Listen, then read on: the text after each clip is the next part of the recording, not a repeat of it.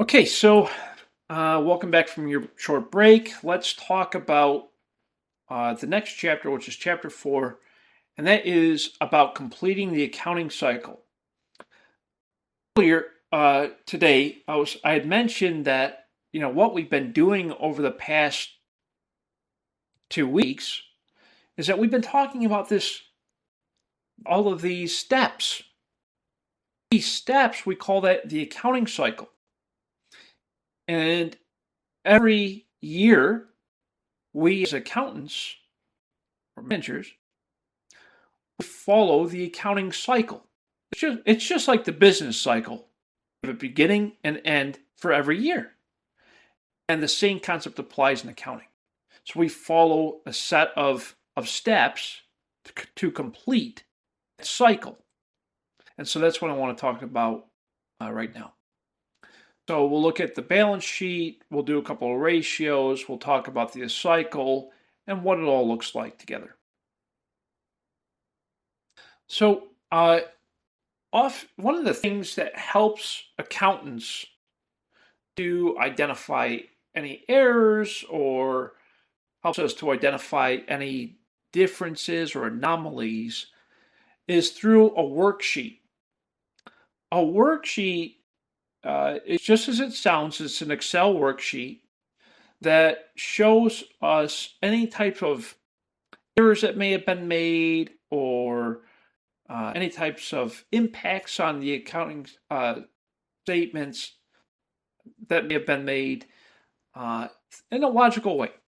This is not required in the accounting cycle. However, it does help us to prepare the financial statements. It helps to reduce the risk of any errors that may have been made from the adjustments that we made from the last chapter. It helps us to link the accounts together for the financial statements. And it also provides us with what we call the what if effect on transactions. And so that's the reason why we would use a worksheet.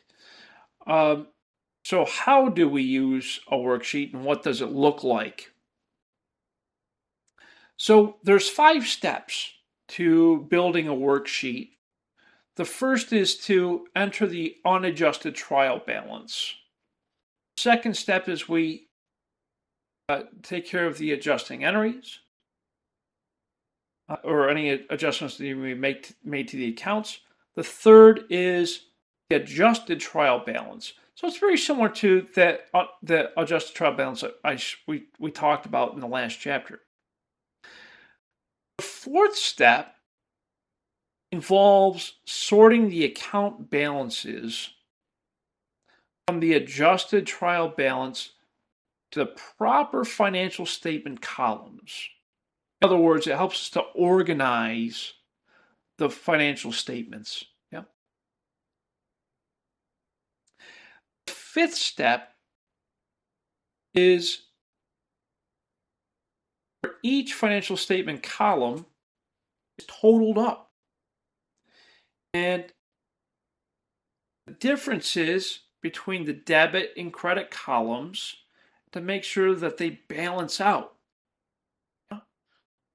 I want you to think of a worksheet. It's similar to the adjusted trial balance, but we have it organized in a way where our debits and credits balance out, and it's organized based off of the financial statements. So here's what it looks like.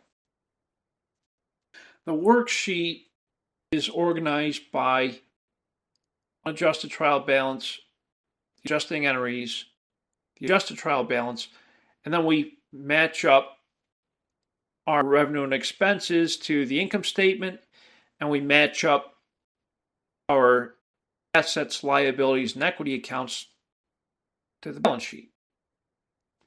So you can see how all that looks. And we can see that our debits and credits total accounts are balanced. Our income statement is tallied out and brought over to owner's equity, and that our assets equal our liabilities and equity. Everything is in balance. And that's what the worksheet does, is it helps us to verify that it works that way. I think of a worksheet as a way to help me to make sure I didn't make any errors. Yeah, that's the overall goal of a worksheet. It's not a required step in the accounting process or the accounting cycle, but it does help us to understand it. Question. I was just gonna say, so this is something you would do just to see if, before you do financial statements, just to see if everything is a-okay. Is this something like just something? It's not something you would companies do, but maybe Correct. they'd feel like doing it if just to make sure things are on the up and up and stuff like that. That's exactly right. Yeah, I think of it as kind of like a system of checks and balances, Leland. And that kind of helps me to make sure that, oh, I didn't make an error in an adjusting entry or, things like that. So it's kind of like a checks and balances. Yeah. It's not required, but it's useful. Exactly right. Not all companies do it. Well, they do it, but because a lot of things that we do now are heavily automated using artificial intelligence and using computer software, the software does it for you. So, Yeah, I was thinking this is something that would be like absolutely necessary in like 50 years, like before computers. right, Or something. exactly. That's exactly right. Yeah. Exactly, like you have to do this, otherwise you might have made a big mistake somewhere. You got it. And that's one of the reasons why I show you these things, is because I want you to understand how it all works. Because if the computer fails, what if the software fails? What if there's a situation where you have to go back to the old way of doing things?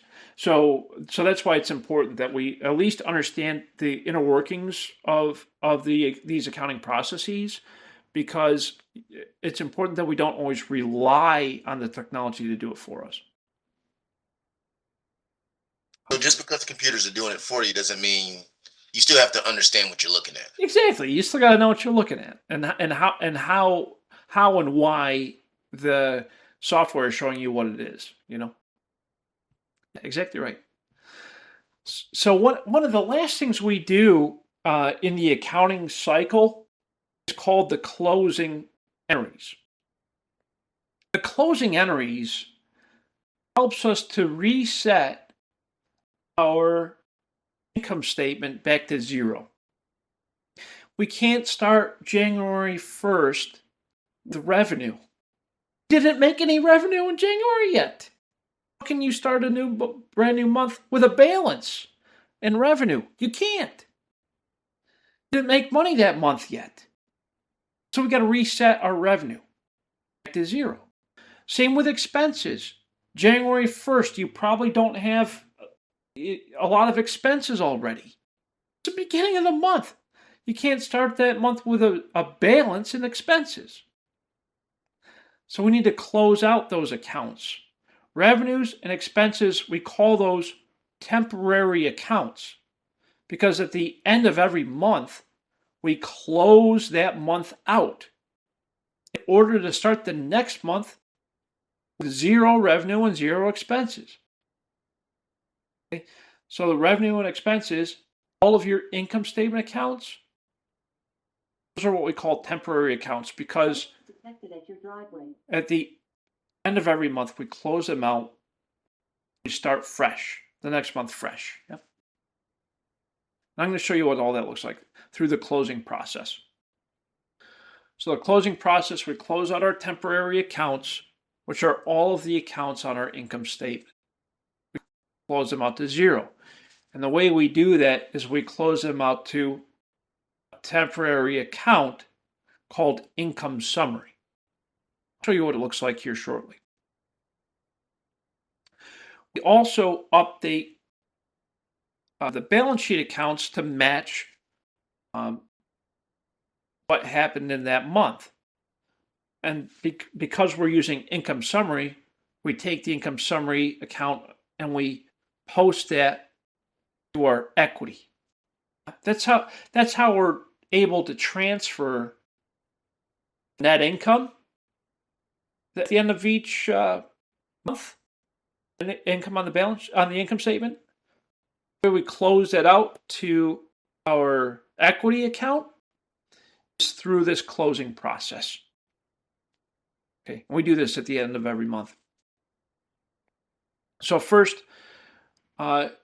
we identify the accounts that we need to close, and then we record and post those closing entries, and we prepare what we call the post-closing trial balance. Helps us to verify that we've closed out all of our temporary accounts correctly. So we have temporary accounts and permanent accounts. Our temporary accounts are revenue and expenses and owner's withdrawals. Owner's withdrawals, that's fine on your statement of owner's equity. We close these accounts out to another account called income summary. The income summary account gets transferred to our equity account. I'm going to show you what that looks like ultimately. But that's how we close revenue, expenses, and owner's withdrawals through an account called income summary. The way to think about this is I can't start next month, September, with balances in my revenue and expenses. You can't do that. Because according to the matching principle, I need to recognize revenue and expenses in the month or accounting period when they were incurred.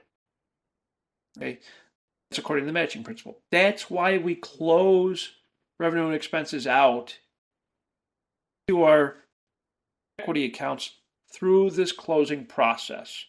So the way it works is we debit all of our revenue accounts and we credit income summary. Then we credit all of our expense. We debit income summary and credit all of our expense accounts. Think of it like reversing them, right? Close the income summary, and we close income summary out to our equity accounts. Leland, I saw your hand. No, Professor, you answered the question as you were talking. That's all. So oh, cool. Got you. All right. Yeah. You're good. Cool. So that's the temporary accounts. We have permanent accounts. These are accounts that always have a balance. And those are all of your balance sheet accounts, assets, liabilities, and equity. That's why we call them permanent, because they always have a balance.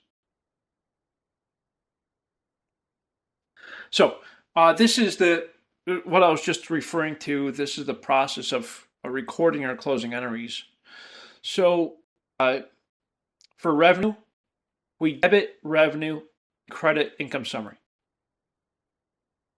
For our expenses, we debit income summary and credit all of our expenses. And then we take that income summary amount and we close it out to owner's capital. And then we close out any owner's withdrawals to owner's capital. That's how we clear all of those temporary accounts. Get them back to zero for the next month.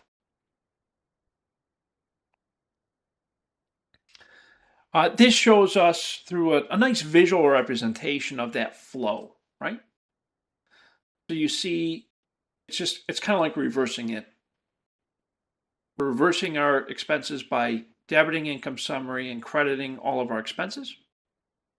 For revenue, debiting the revenue and crediting income summary, transfers the revenue out, and we transfer that income summary total balance to our capital account. It's very similar to net income, right? It works the same way. Subtract out any of our withdrawals to close out the withdrawals by debiting. And then gives us our balance. And that balance, that capital balance, that's a permanent account. It stays on the balance sheet. That's the process. It's 4 steps. Very easy. Of course, today we rely on accounting software to do that for us. Um, it's what we call a back end process. It's very, very straightforward. Great news is with modern accounting software, the step is pretty instantaneous at the end of each month.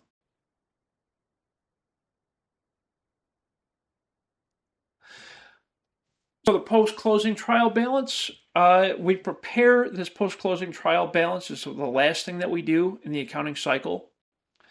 And what it does is that we list out all of our permanent accounts and their balances after we've completed the closing entries that we just talked about.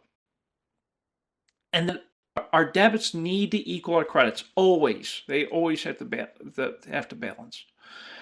And the temporary accounts have a zero balance in them. So that's what the post-closing trial balance shows us. And this is an example of the post-closing trial balance.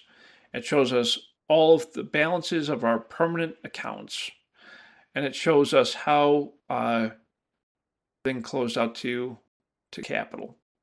And we see that our debits equal our credits.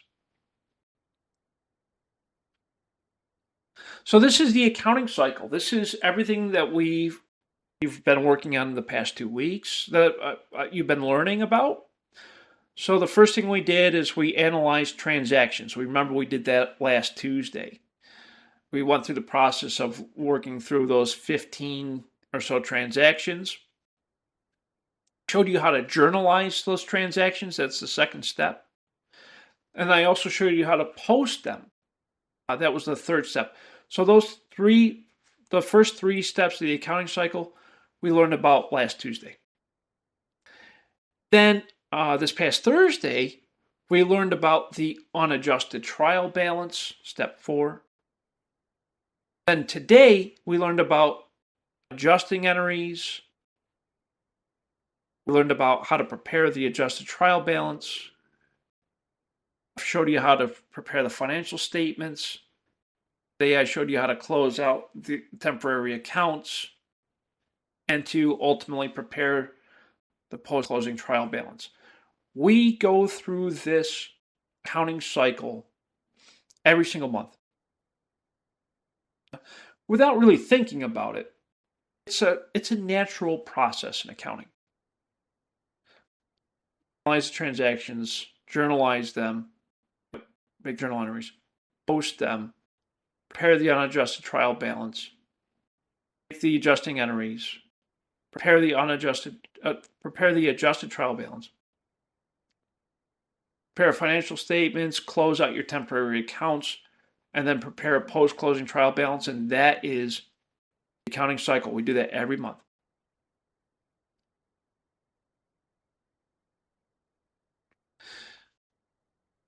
The balance sheet has categories: assets, liabilities, and equity. You know that already. What's the accounting equation? Who can tell me? What's the accounting equation? Assets equal liabilities plus equity. Yes, Leland. Absolutely 100% correct. Assets equals liabilities plus equity. We see the accounting equation on the balance sheet. Assets are on the left. On the right, we have liabilities and equity. Within assets and liabilities, we have what we call current and long-term. I'm going to show you what this looks like. We have current assets, long-term assets, also known as non-current. Liabilities, we have current liabilities, long-term liabilities. The word current means 12 months or less, a year or less. Current means 1 year or less. It's current. It's the current year. 12 months or less means it's current. Long-term or non-current means greater than 1 year. Okay? On the balance sheet, we have current assets. That includes things like cash, accounts receivable, current portion of notes receivable, inventory, prepaid accounts, like insurance. Those are all current assets. I expect to utilize those things within 1 year or less. Non-current assets or long-term assets include things like property, plant, and equipment. These are my fixed assets. I expect to hang on to those assets for longer than a year. See?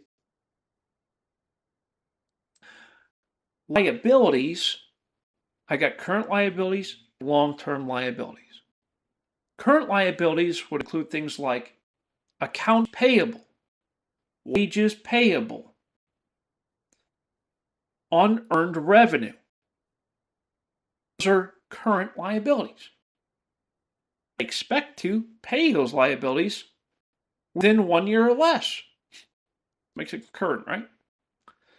I also have long-term liabilities. Those would include things like notes payable. Those are bank loans. Or mortgage payable, right? Long-term. And I have equity. Equity is just equity. Okay. Here's what it looks like. Here's an example of a classified balance sheet. We see current assets listed first. These are all things within 1 year or less that I plan to utilize. I have long-term investments, long-term or fixed assets, property, plant, and equipment. On the liability side, I have current liabilities. I expect to pay these within 1 year or less. Accounts payable, wages payable, unearned revenue. I have long-term liabilities greater than 1 year. Yep. And then equity. But that is what we call the classified balance sheet. It breaks down the categories of assets and liabilities to current and long-term. Make sense? Great. Sir. Thank you. So here we have, again, current assets. We expect to collect that cash within 1 year or less, or we expect to utilize that cash, short-term investments, accounts receivable, short-term notes receivable, inventory, prepaid expenses. We expect to use those within 1 year or less. Long-term means I expect to utilize those assets greater than 1 year. Property, plant, and equipment. As long as the business isn't in business to just sell those things. We're not in business of selling property, plant, and equipment. We expect to utilize that for more than 1 year. Long term. And then we got plant assets. These are also known as fixed assets or long-term assets.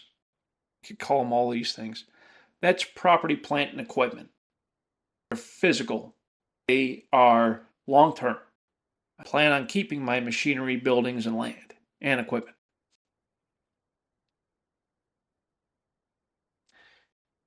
Intangible assets are things like patents. Intangible assets are things like patents, trademarks, copyrights, franchises, goodwill. The word intangible means I cannot physically touch it. It doesn't have a physical form. It's a intellectual property, or IP. Intangible. You can't physically hold on to a patent. Although you could, but it's a piece of paper. Yeah? It's more of an idea. Intangible patents can be either short-term or long-term, but the majority of them are long-term. A patent's good for about 20 years. Trademarks, good for about 10 years. Copyrights, good for indefinite in some cases. Franchises, good for about 10 to 20 years. Goodwill, greater than a year. Sometimes up, I've seen as 10, 20, 30 years. These are the what we call intangible assets. Current liabilities are liabilities that we expect to pay within 1 year or less. Accounts payable, wages payable, taxes payable, interest payable, and unearned revenue. Long-term liabilities are liabilities greater than 1 year. Examples include notes payable, mortgage payable, a bond payable, lease obligations. Example of that would be you rented a copier machine for 10 years.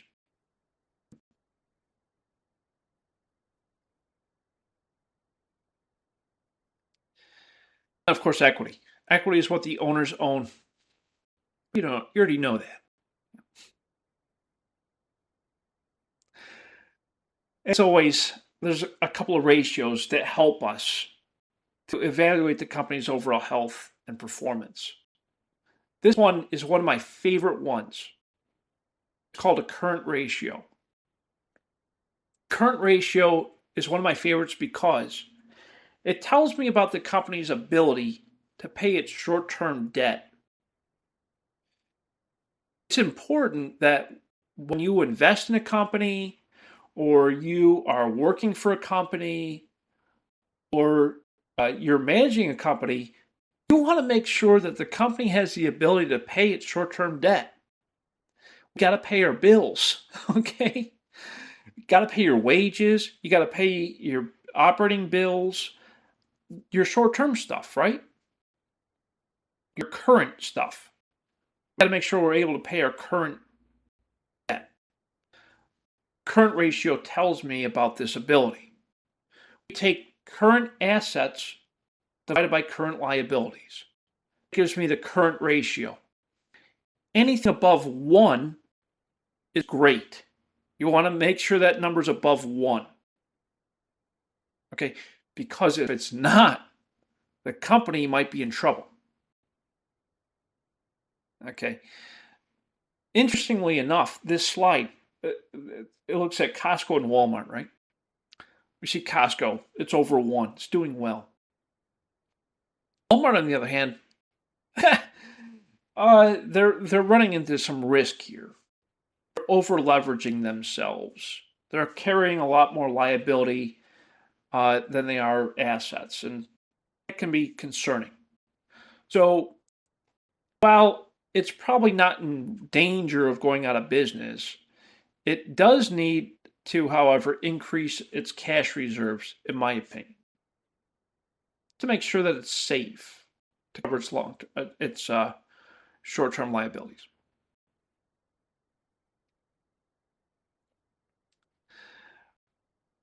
Sometimes accountants make errors. I know it's shocking, right? And so when it happens, we might need to make what we call a reversing entry. These are optional, they're somewhat rare, and they are used to correct any mistakes. And so it's exactly as it sounds. All we're doing is we're reversing the entry. So here we have an example. We debited salaries expense and credited salaries payable. On December 31, we made an adjusting entry. Whoops, I didn't mean to make that entry. I shouldn't have done that. So I can either leave it and let it accrue, or I can reverse it. So let's say I made an error. Oh my goodness, I screwed up here. I didn't mean to make that entry.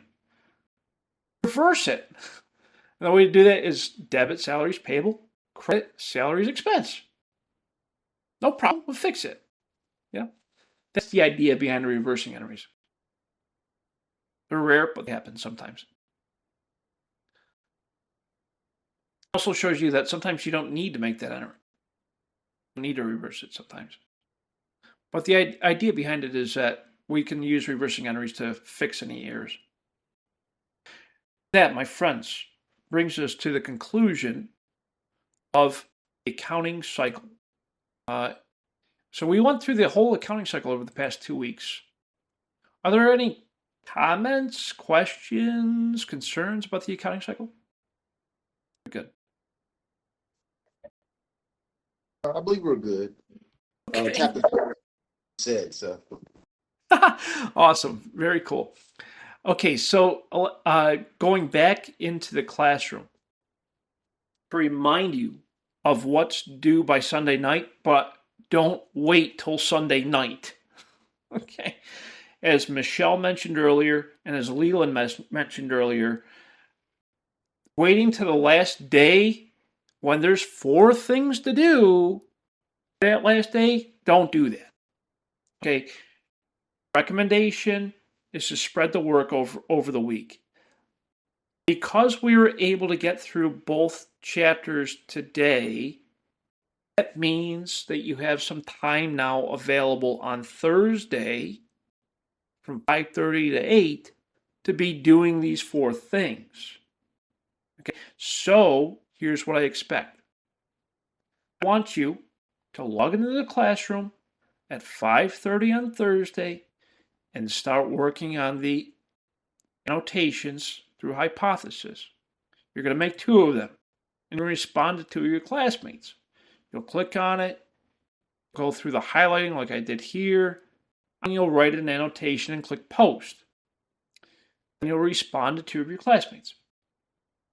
That's task number 1, Thursday at 5:30. Then I want you to go into LinkedIn Learning. Open it up.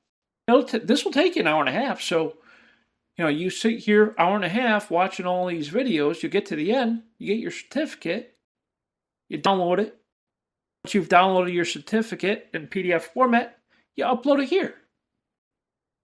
That's great.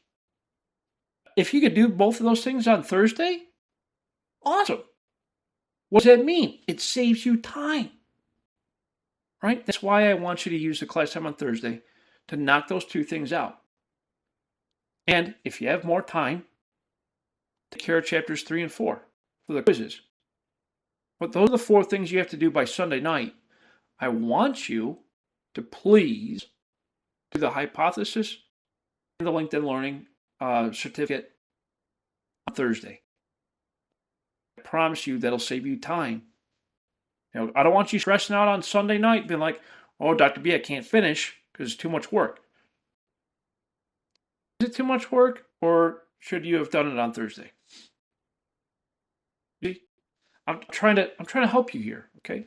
So, any questions on what needs to be done? Professor, I do have one question. Do we have to sign in the class to do that, or can we just take the time to just do that work on Thursday without signing in? We have to log into the classroom to get to it, right? Oh, yeah, of course. But do you have to be on WebEx? Oh, no, not at all. No, there's not going to be a WebEx session on Thursday. All right, thank you. Yeah, absolutely. Good question. Any other comments, questions, concerns? You all good? Okay, cool. Well, thank you so much for your time today. As always, I really do appreciate it. I'm so happy to have all of you here. And I appreciate your hard work. I really do. I know what you're doing isn't easy. Okay? You got this class, you got other classes, you got family, you got work, you got life. All those things. So I appreciate what you're doing. I really do. And again, if you ever need anything, you can email me, call me, set up office hours. Just know that I'm here for you all the time. Okay?